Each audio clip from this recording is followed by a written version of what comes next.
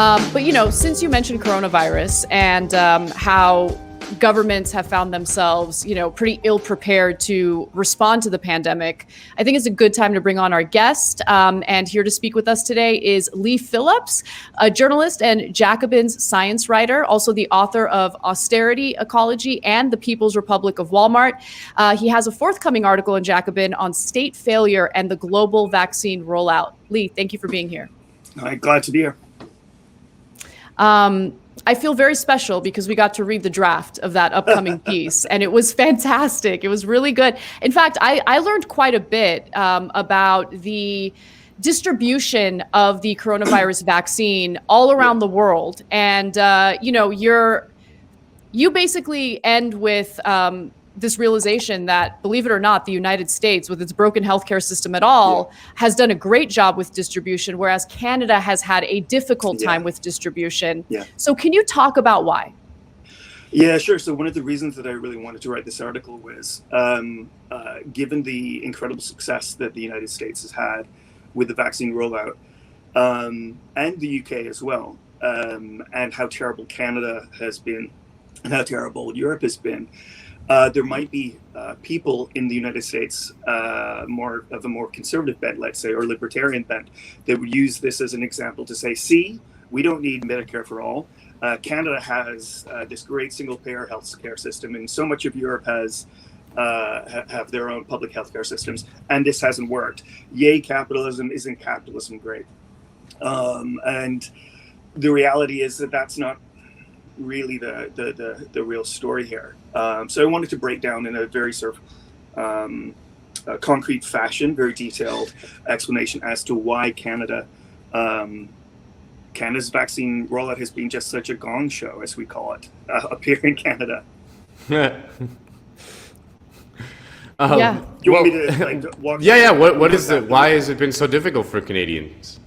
So, I mean, basically, what I talk about is the fact that we are very, very used to talking about state failure in the developing world, but the reality is that since the 1970s, across the West, as a result of neoliberalism, there's been a steady undermining of state capacity. And state capacity is just a bit of jargon that really just means the ability of states to mobilize resources, either material resources or human resources. Basically, it's the ability of states to do things. If they announce a policy, it'll happen. That's basically it. And Canada, at the early part of the 20th century, had a laboratory called Connaught Labs, which was publicly owned. It produced therapeutics, and later on became sort of a world-class developer and manufacturer of vaccines. It was so world-class that actually, it was primarily what delivered the polio vaccine to the United States. That's how impressive it was. But in the 1980s, it was privatized by our conservative Prime Minister, Brian Mulroney. And then it was later bought up, and there was also a manufacturer in Montreal, a vaccine manufacturer in Montreal as well, but that also got bought up. And year after year, there were reports that came out from various different public health experts, clinicians, vaccinologists, after each major sort of health crisis, after HIV/AIDS, in the wake of the SARS pandemic in 2003, the H1N1 swine flu in 2009. At each of these points, experts said, look, Canada has lost thanks to sort of privatization, Canada has lost its vaccine sovereignty, its ability to produce its own vaccines. And that's basically the rationale. So Justin Trudeau, lauded around the world as this great sort of liberal prime minister, is actually deeply neoliberal.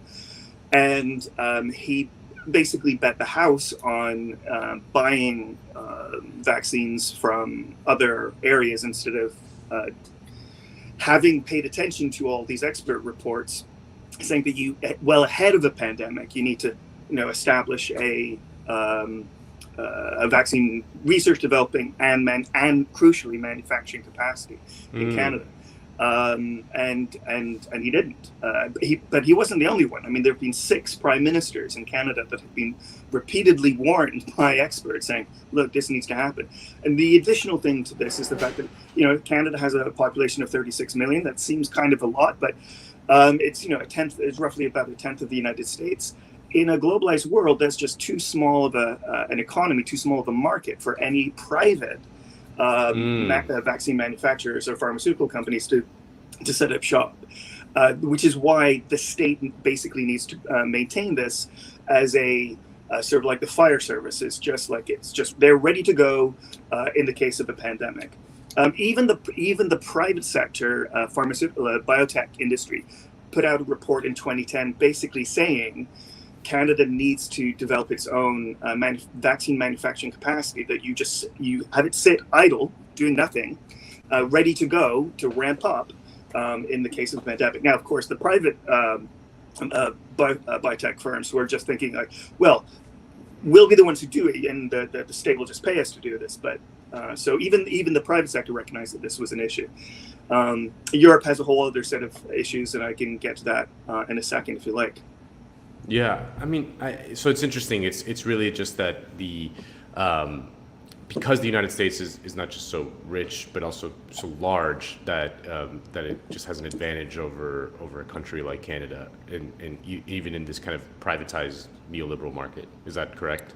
Because of it, yeah. Well, there's 2 things. One, because of its sheer size. So it's always a market that private investors are going to be interested in locating.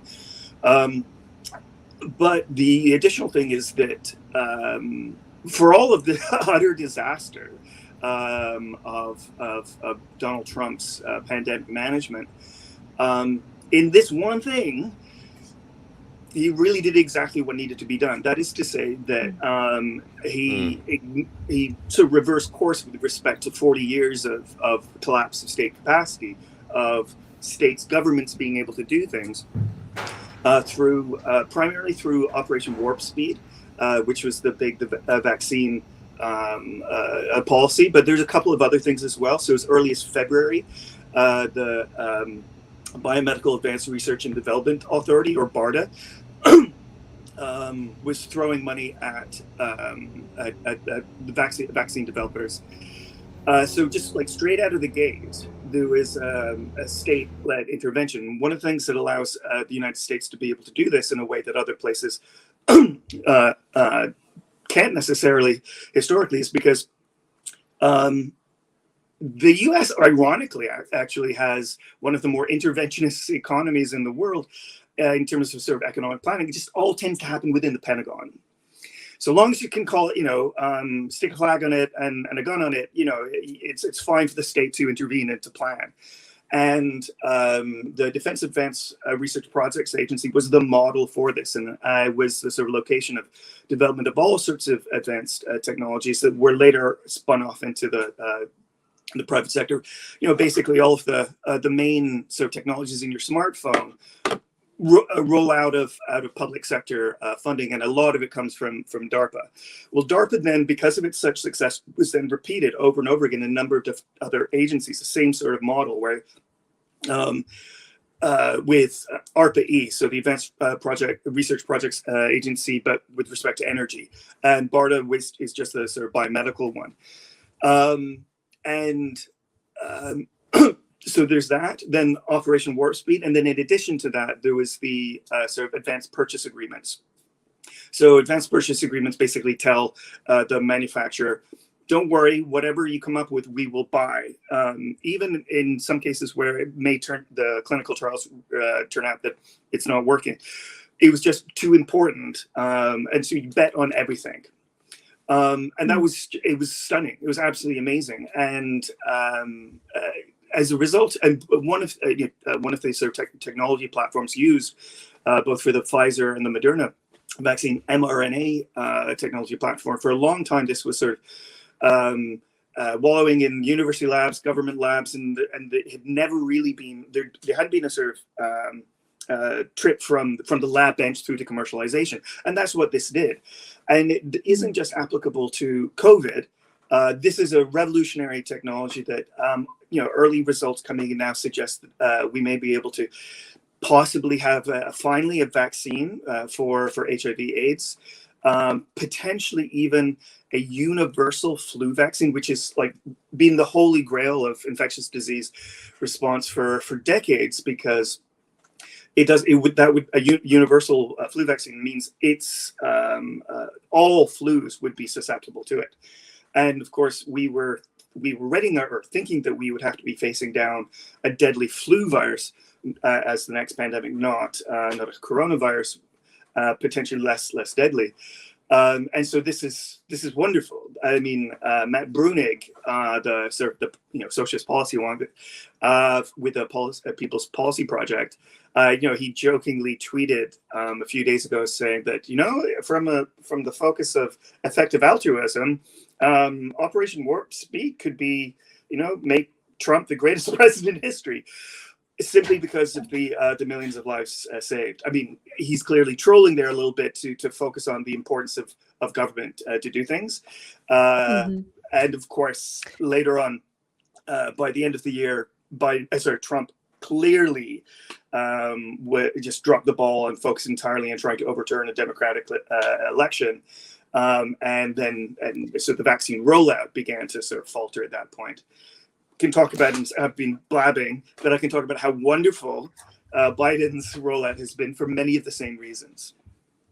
We'll get to that in just a second, but I just want to just lay it out clearly. The big difference in state capacity between the United States and Canada really is the United States' ability to essentially flex state power and force the manufacturing of the vaccine in the United States. I mean, the Defense Production Act, invoking that was so important. Yeah. So that's so fascinating, because really the manufacturing of the vaccine has nothing to do with the system of healthcare in that country. No. So whether you have a single payer healthcare system or an incredibly broken privatized system in the United States, that's actually beside the point. And it's important to really parse that out, because to your point earlier in the interview, and you quote him in your piece, Boris Johnson had said, because they're doing a great job in the UK as well. He said, the reason we have the vaccine success is because of capitalism, because of greed, my friends. But clearly that's not true. And so can you talk about what makes the UK different from the European Union, which has also had a lot of difficulty with the vaccine? I mean, it's just such a strange thing for Boris to say. The great irony here is that his health minister, Matt Hancock, had completely screwed the pooch with respect to PPE early on in the pandemic, around sort of March, April last year. Such a scandal that nurses were having to fashion gowns out of garbage bags, trash bags. In one case, people were fashioning masks out of, going to diving stores and buying full face snorkeling masks, and kludging together their protective equipment that way. And Matt Hancock almost lost his job as a result of this just complete disaster. And he turned on a dime. He's a Tory, he's conservative, he's no friend of mine. But his real lesson out of this was, the government's got to do this. And so very, very early on, around February, they're already working hand in glove with the vaccine developers. All along the way, they are going in and saying, and keeping a close eye. They're going into at all the different stages in the supply chain, saying, what are you going to miss? What are you going to miss? How can we fix that? And this is almost identical to what Biden has been doing with the use of the defense, the DPA. Basically anticipating shortfalls in the supply chain before they even happen. Using this in the United States, using this old Korean War era act that allows basically the government to make private investment decisions instead of the investors themselves, prioritizing where material is going to go, prioritizing certain contracts. And basically the same thing happened in the UK. It's just that, you know, there wasn't sort of a name for it. The Matt Hancock just went and did that. And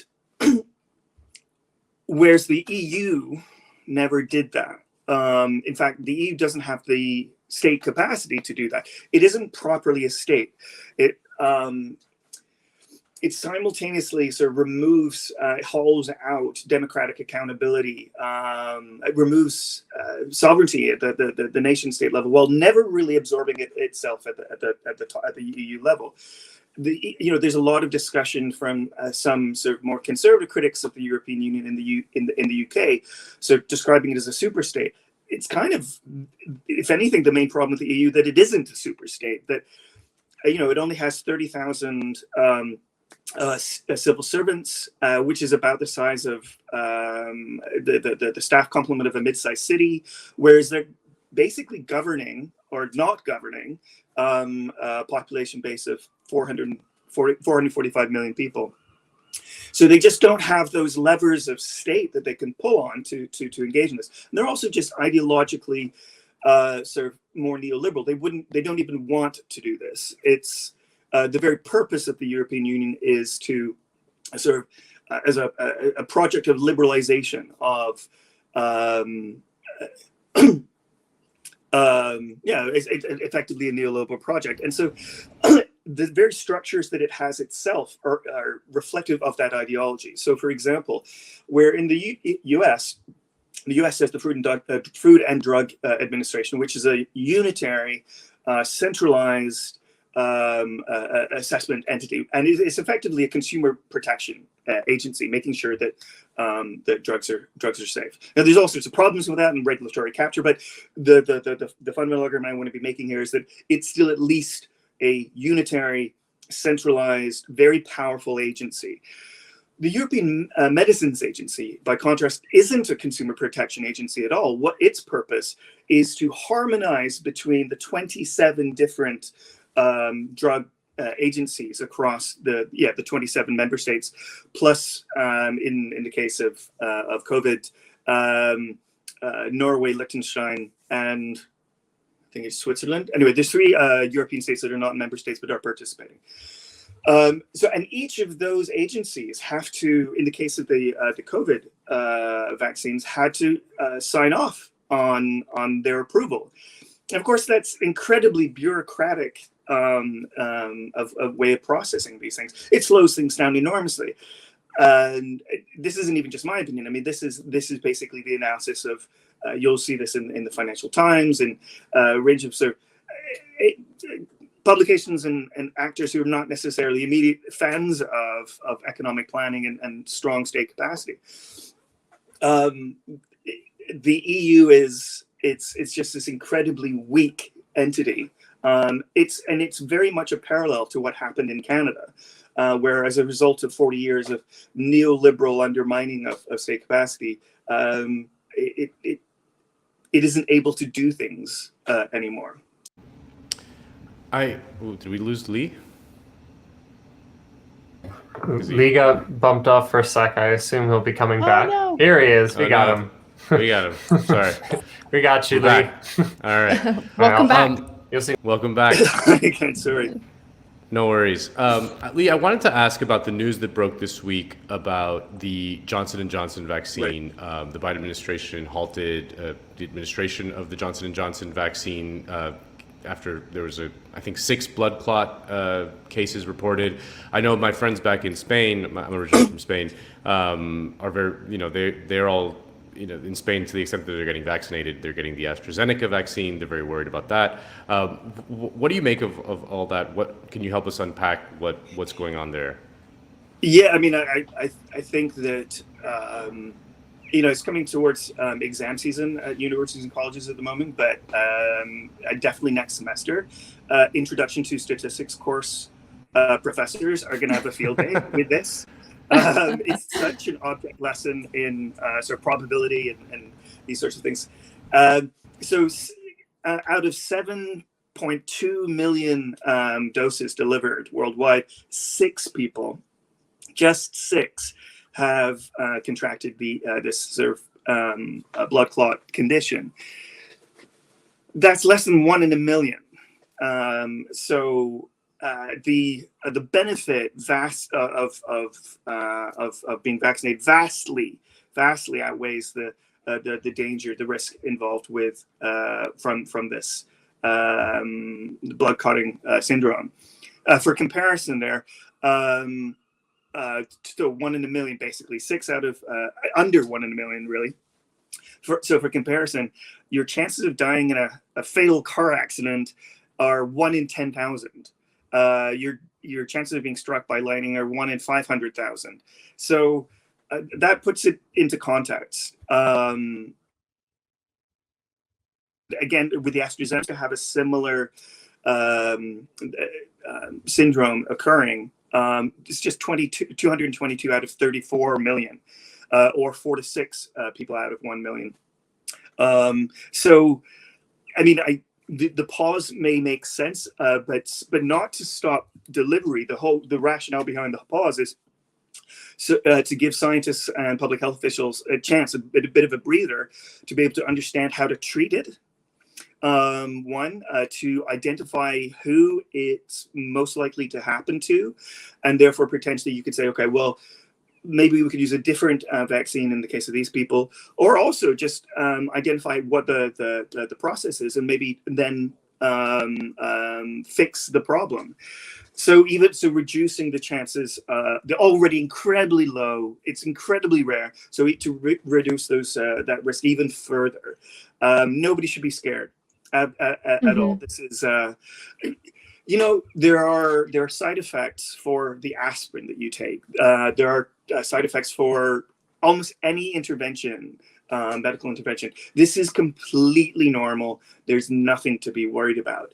The main problem is that we'll have, an army of anti-vax militants saying, "See, I told you." Big Pharma's out to put microchips up your butt and stuff like that. As I was just talking about, the reality is it's quite the reverse. The fact of the matter is that vaccines just are not very profitable. That's why, in the last few decades, the number of companies involved in some aspect of vaccine manufacture has gone from 25 down to 5. Part of that is consolidation, but the bulk of it is just that the problem from a profit point of view is once you're vaccinated, you're not going to buy that vaccine again because you're done. The problem is solved. Whereas what a company wants to be doing is they want to be producing a commodity that somebody has to buy on a constant basis. So it's much better for them, much more profitable to be producing drugs or other therapeutics for chronic diseases where they have to take that drug maybe every day for the rest of their lives. That's much, much more profitable. The Operation Warp Speed, the advanced purchase agreements, what the UK was doing in terms of monitoring the supply chain, all of that package is the crucial thing there is about government removing the risk from investors. So the investors can then say, okay, I'm happy to throw money into this because I know I'm going to make my money back because the state has said I'm going to do that. The irony is, I wish vaccines were profitable. Like that's actually the problem, but they're not. Right. I mean, sure, that's the problem, but the profit motive behind all of it, I think, is the problem. I mean, you mentioned why, investors aren't as interested in a vaccine when it's just one and done. There isn't really a money-making opportunity there. Not to sound conspiratorial, but I would love to get your thoughts on it. Doesn't that also provide a disincentive to find cures for things as opposed to develop treatments? Yeah, that's exactly I remember right. being young and my parents would say that, and I'd be like, "You guys are crazy." But no, now I get it. I guess I just need to grow up a little bit. There's a conspiratorial way to think about that, saying, "Oh, the reason that we haven't come up with a cure for cancer is because it's big pharma wants to whatever." No, it's just that there are many different cancers. It's very, very complicated. That's the reason there. And the reality is that we have actually radically reduced incidences of cancer. We've radically enhanced treatment of them. So I guess what I would be arguing is for a much more nuanced understanding, an evidence-based understanding of the way that markets warp pharmaceuticals, the way that they warp medical equipment production, the way that the profit motive undermines optimum health outcomes with respect to private provision of health services. All of that. I have a really good understanding of that. Again, based very clearly in evidence, and not sort of flipping over to is just evil CEOs doing evil things.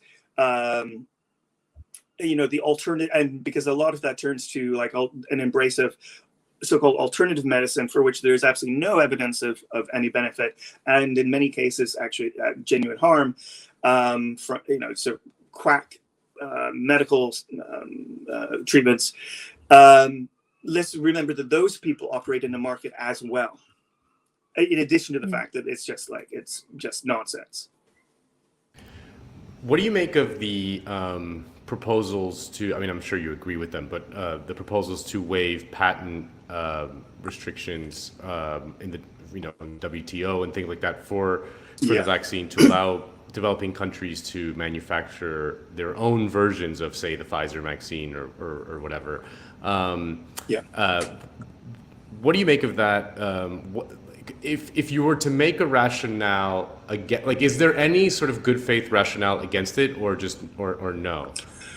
So I think we absolutely have a responsibility to the rest of the world to lift those patent protections, let rip, both in for a sense of, out of justice that brown people deserve to be vaccinated too, but also just for our own protection. The longer that the virus continues to circulate in the developing world, or just anywhere, the more variants will emerge that undermine the efficacy of our own our vaccines, even if we have a fully vaccinated population in the West. So it just epidemiologically, it's stupid not to do this. The good faith, in answer to your question, Nando, about is there a good faith argument with respect to this? So the argument goes that there will be no incentive to private pharmaceutical companies to develop vaccines, or in fact anything, if the minute that we really need something, we undermine their patent protection. They suddenly now will always be worried that they won't be able to get a return on investment. So they're not wrong there, but there's two things that we need to say in response to that. The first thing is, as I've just explained, the investors didn't pay for any of this. The money, much of the technology platforms were developed in university labs or private labs. So university labs or government labs.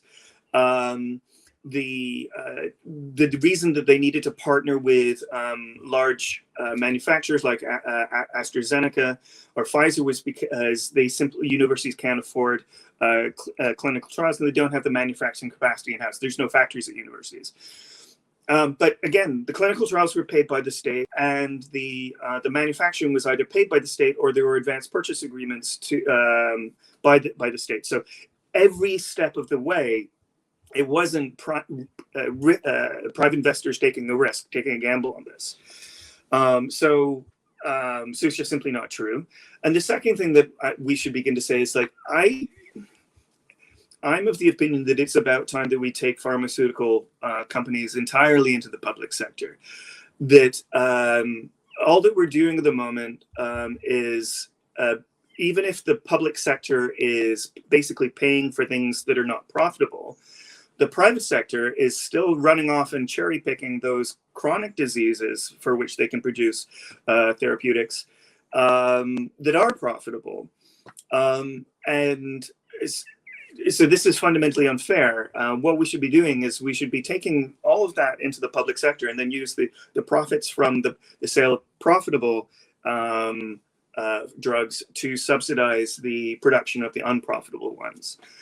Basically, it's the post. I think last time I was on, we were talking about the postal service model, where it's profitable to send a package from New York to Washington, but it's not profitable at all because there's so much labor involved. Send the same package to Anchorage, Alaska. But by dint of being a citizen of the United States, everyone has the right to this essential infrastructure, and so they cross subsidize. That would be the model for this as well. I think that's the right model, and I'm curious if Canada has learned anything from this pandemic, and not just Canada. The countries are really struggling with manufacturing and distributing the vaccine. The wealthier, developed countries, have they learned anything from the flaws in their system? Yes and no. Okay, and very first, I just remembered something that I really wanted to say about what Nanda was saying with respect to the developing world. Just a quick factoid here, which is just grotesque. The British Medical Journal just had an article out saying that the current rate of vaccination, because of the under delivery of vaccine to the developing world, the poorest countries will likely not be fully vaccinated until 2024. I mean, Jeez, that's crazy. It's grotesque. It's absolutely grotesque. And just this weekend, the count now is 3 million dead. 3 million dead worldwide. That's half a Holocaust. It is fucking outrageous that we live in a society, an economy that cannot do this. It's makes me I'm just furious, livid about this. Right. Back to Canada. What Canada has learned, what the European Union has learned. So, needless to say, within Canada, Canadians are furious. Even conservative newspapers are banging the drum and saying, like, you dropped the ball, Trudeau. What on earth is going on in Ontario right now? The provincial government has just instituted, because the third wave of infections is off the chain. The government has introduced an ability for cops to stop anybody just randomly to ask, "What are you doing out of the house? Where are you going?" This complete breach of Canada's Charter of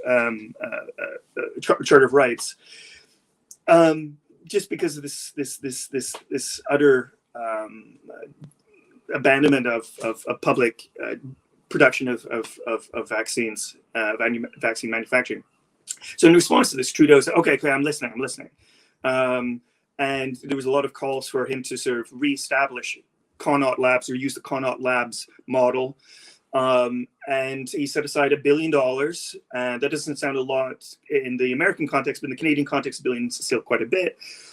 And you think, okay, well, this is great. And he's funding, he's going to be publicly funding vaccine manufacturing, so-called onshoring of vaccine manufacturing, returning vaccine sovereignty, delivering vaccine sovereignty. But he hasn't really learned the lesson. That $1 billion is sprinkled across the country to private labs in private manufacturers in Vancouver, Calgary, Winnipeg. I think there's a university lab in Winnipeg, private labs in Montreal and Toronto. And one of the things that the public health experts talk about with respect to what made Connaught Labs so successful was the seamless end-to-end research, development, manufacturing, and inspections in-house in a single body. This centralization. It's also just secondarily a complete waste of money. Every single private sector unit within that supply chain, some will be doing the finishing, some will be the fill and finish, some will be the actual production of the raw materials, others doing various different other aspects of the supply chain and the development. Each of those private companies will have their own profit margin that they need to take out. So instead of that $1 billion being used to its maximum effect, the full $1 billion, large chunks of that will be taken out just as every different unit within that fragmented, diffuse private sector entity, across that entire network. And then finally, he hasn't fundamentally solved the problem. Connaught Labs was privatized. So these are still private entities. The minute that, even if they throw tons of public funding at them, subsidies, the minute that something is more profitable than those subsidies, like running off to some other jurisdiction or being purchased by some multinational that has its own priorities that have nothing to do with Canada, then you're recreating that same problem of loss of vaccine sovereignty. The only way for Canada to resolve the vaccine sovereignty issue is for Canada to produce effectively a public vaccine production facility. Makes sense. Leigh Phillips, thank you so much. Oh, go ahead. Yeah, if you wanted to finish up with the European Union. You want to hear? Mm-hmm. Okay. So the European Union has also sort of, despite all their like fire and brimstone that they're hurling at the UK, suggesting that the UK is evil and they're not sending their vaccines to the European Union. Really, I mean, this is basically not a cover up, but basically it is covering up for the fact that they just dropped the ball. Now, behind the scenes, they are sort of learning that lesson, and they are developing new sort of agencies within the European Union that we'll see how this develops, and I think that's certainly to be cheered. But at the same time, they still haven't fundamentally learned the problem with the European Union in terms of state capacity.